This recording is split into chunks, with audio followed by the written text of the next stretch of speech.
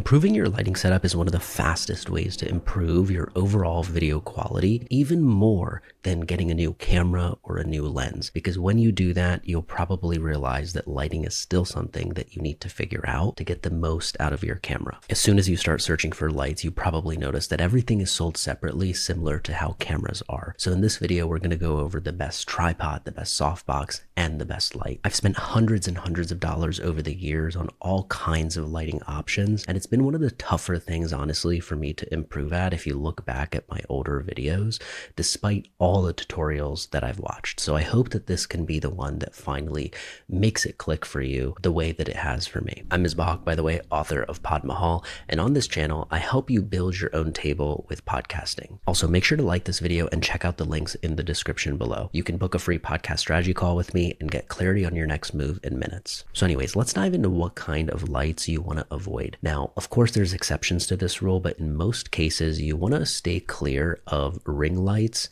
and those lights that are kind of like a small cube, because what this does is the smaller the light there is, the harsher that light is going to be. So it might seem super bright and like it can fill up the room by just, taking up only this much space.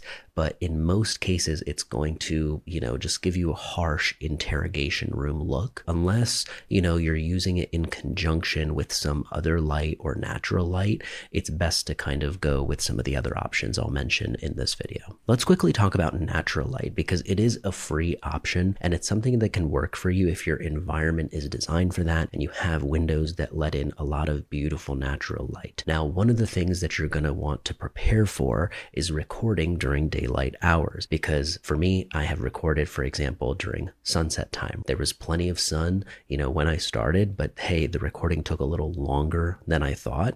And, by the time the sun is going down, the clouds moving around, that stuff is super noticeable and it will affect, what your footage looks like in post. Now, this is even true if you are going to be recording even at like 12 or 1 o'clock. If the clouds are moving, or if, let's say, the sunlight is kind of just fading in and out even slightly, this is enough to kind of throw off, what the lighting looks like in the camera. And I can give you another example where I usually have the blinds kind of closed when I'm using artificial light.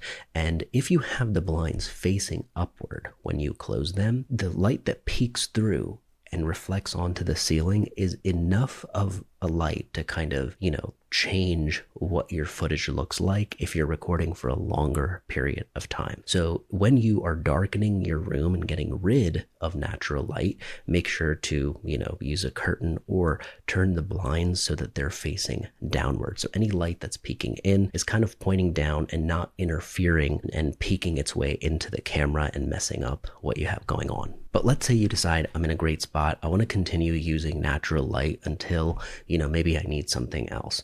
If that is the case, one of the best ways to, see what it's going to look like is actually set up your camera in front of you. It can be the iPhone, doesn't have to be anything crazy, but what you're looking for is for the light to be coming in from the side. So for me, I have windows on the left side and I'm not super close to the windows either. I'm kind of far away. So it doesn't feel super harsh when the sun is out. You get kind of like a nice, soft, diffused light that, really does brighten up the room and does a good enough job where I don't need artificial lighting if I didn't want to. So go ahead and test that out.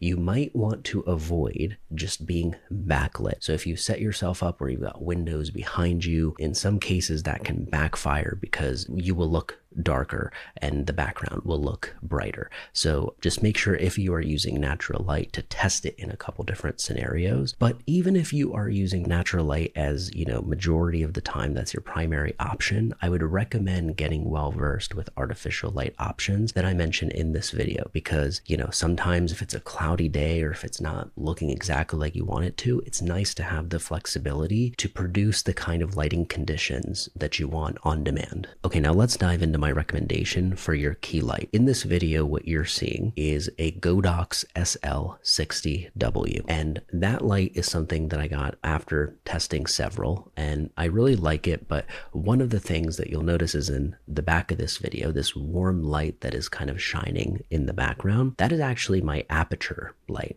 And the aperture model is actually, very similar. The Godox is kind of a competitor to that and produces very similar results. The one thing that I like on the aperture is the ability to change the temperature. So you can go down all the way to a place where it's a much, much warmer and yellow light. And even though that's not something that you use a lot of the times when you are using it for your key light, it is nice to be able to have that option. So in hindsight, if I just needed one light, I probably would have gotten just the aperture. But as you can see, the Godox SL60W works perfectly. You just have to make sure that the white balance that you have on your camera, if you're recording on a digital camera, is not set to auto, but is set to, 5400 or 5600, which is the standard temperature that you might use. Now, the other thing that you want to keep in mind is that these lights are very powerful, right? You're never going to be using it in like 100% maxed out scenario. For me, I've got this down to probably 20%, 25% strength at most. And so keep that in mind, because you don't want to turn this up too high, because it'll just, again, give you that interrogation room looking feel. So now that we've chosen our light, we need a softbox.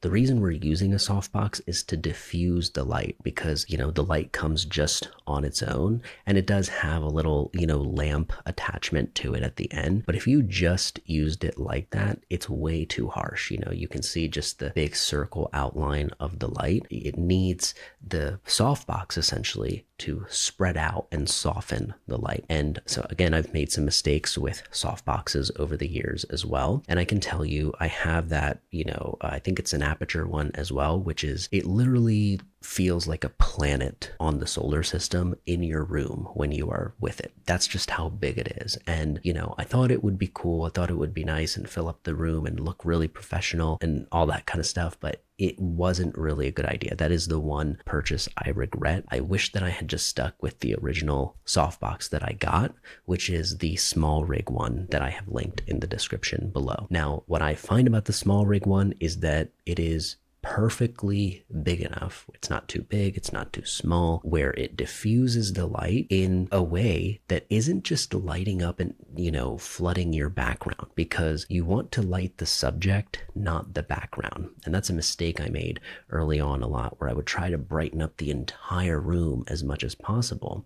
And then you lose, the shadows and highlights and the things that make it feel kind of, cinematic in a sense, right? So the softbox that you're going to be using comes with a honeycomb attachment. The honeycomb attachment is these black strips essentially that, look kind of like a honeycomb, right? But it is black because it helps to kind of soften the light. Without the honeycomb, if you look at the option, it's even brighter and it can be a little harsher, but it softens it perfectly enough where I like to keep the honeycomb on. And if you are getting another softbox option, make sure the one that you get has a honeycomb attachment that you can take on or off. One of the things I like about the small rig is that it is small enough that if you needed to travel with it, it could fit in your trunk, and it's not going to, take up an overwhelming amount of space. You can, of course, break it down every single time if you want completely, but if you wanted to just keep it together, the lights inside, and just pick up the whole thing and put it in,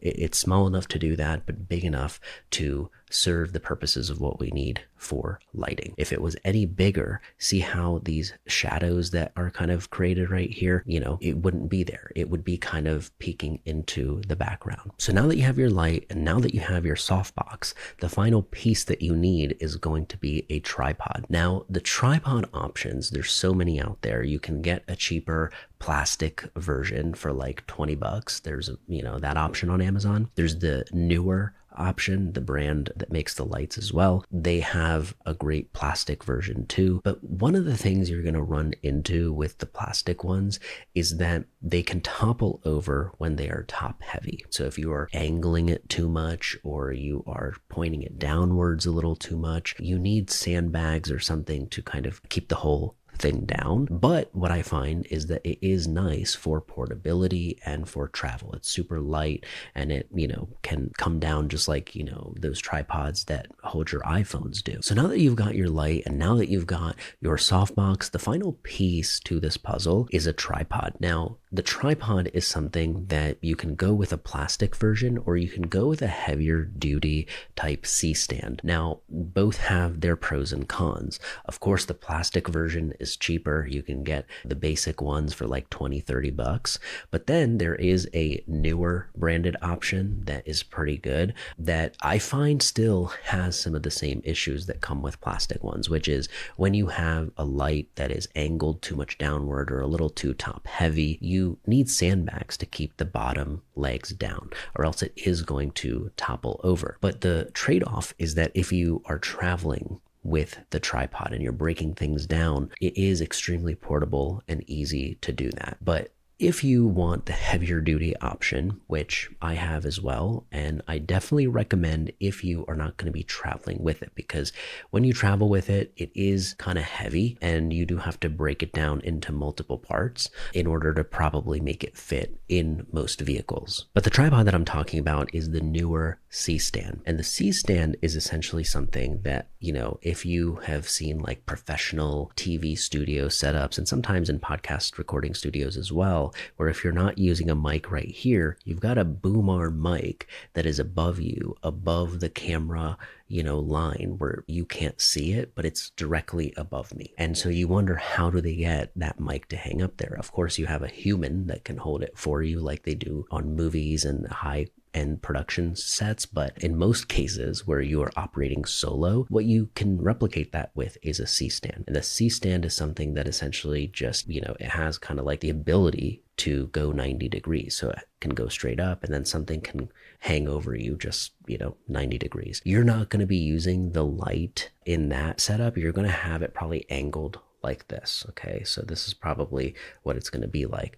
But this is something that even when you've got everything set up, it's not going to be so heavy where it just topples over. It is very heavy duty, and it is definitely going to last you a lifetime. It feels like one of those pieces. So I definitely recommend getting that if you are going to be in a studio space that isn't moving around too much. It definitely is worth going with that option over some of the plastic ones. If you are getting the newer C-stand, one of the things to consider is getting a remote. I don't have a remote for any of my lights, but in hindsight, I may have considered it for at least one of them, because it would allow me to, instead of having to lower it every time or me having to get a ladder and get up there, it feels, a little easier to be just using a remote from down here to be able to turn it on. And I have some clients who have the remote version, and watching them get to use it in their setup and what they've told me, it's definitely worth it, especially if you are setting your lighting up in a way